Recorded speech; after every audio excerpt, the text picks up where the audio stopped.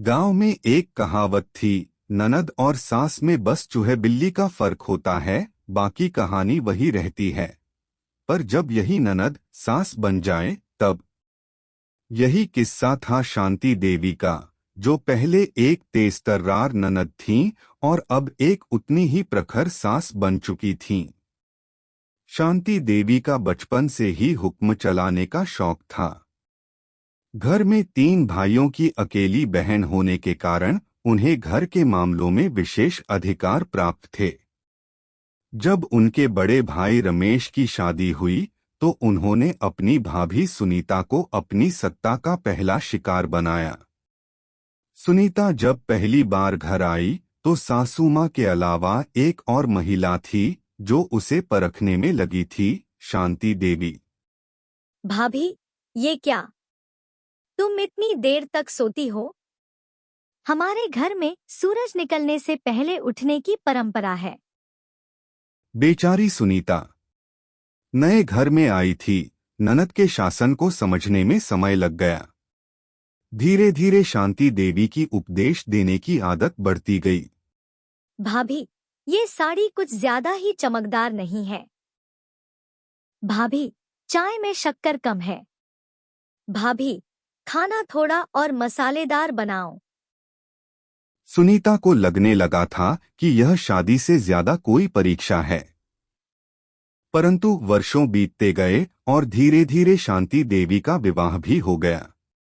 अब वह अपने ससुराल चली गईं और सुनीता को थोड़ी राहत मिली। समय का पहिया घूमा। कुछ वर्षों बाद शांति देवी का बेटा अमन विवाह योग्य हो गया। पूरे ठाट बाट से उसकी शादी हुई और एक नई बहू प्रिया घर में आ गई। शांति देवी ने बहू का स्वागत बड़े उत्साह से किया, परंतु उनका उत्साह जल्द ही सास की भूमिका में बदल गया। जैसे ही प्रिया घर में आई, शांति देवी का ननद वाला अवतार पुनः जाग उठा। अब बस वह एक नई भूमिका में थी। प्रिया, ये क्या? तुम इतनी देर तक सोती हो? हमारे घर में सूरज निकलने से पहले उठने की परंपरा है। अचानक एक पुरानी आवाज सुनीता के कानों में गूंजने लगी।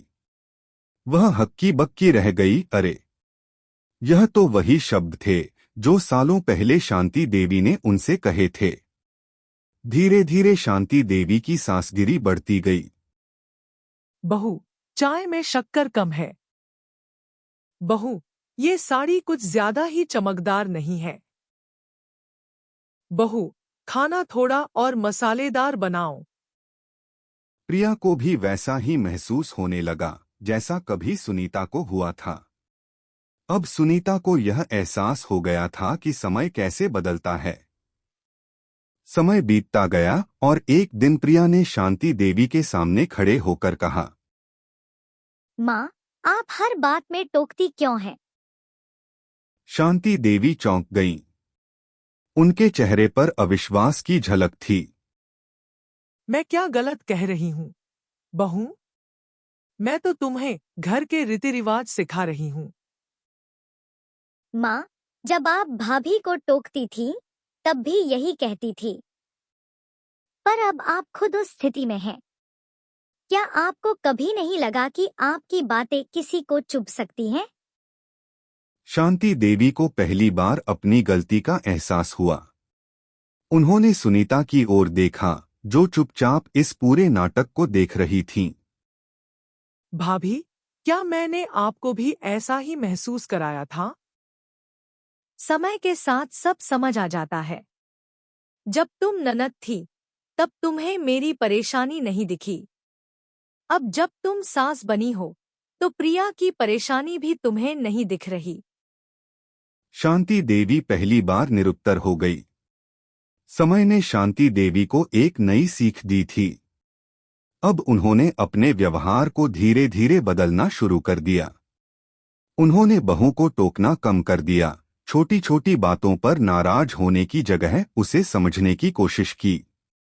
वे अब बहू को आदेश देने की बजाय सलाह देने लगीं और सबसे बड़ी बात, अब वे अपने पुराने अनुभवों से सीखने लगीं। एक दिन जब प्रिया ने नाश्ते की थाली परोसी तो शांति देवी ने चाय का पहला घूंट लिया और मुस्कुराते हुए कहा, बहू, चाय बहुत अच्छी बनी है। पूरा घर इस बदलाव को देखकर हैरान था। सुनीता ने प्रिया की ओर देखा और आंखों ही आंखों में कहा, अब शांति आई। जीवन में हर व्यक्ति को किसी न किसी रूप में सत्ता मिलती है, कभी ननद बनकर, कभी सास बनकर। पर असली समझदारी यह है कि हम अपनी गलतियों को समय रहते पहचानें। शांति देवी को यह समझने में देर लगी, पर आखिरकार उन्होंने अपनी गलती सुधार ली। अब उनके घर में सच में शांति आ चुकी थी, और सिर्फ नाम की नहीं, बल्कि दिल की भी।